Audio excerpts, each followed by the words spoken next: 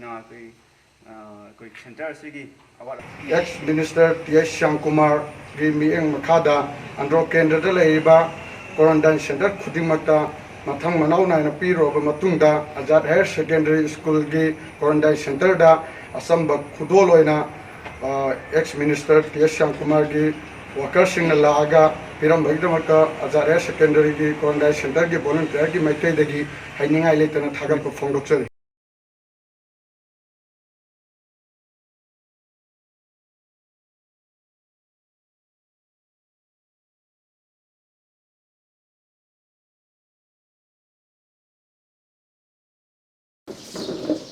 Son.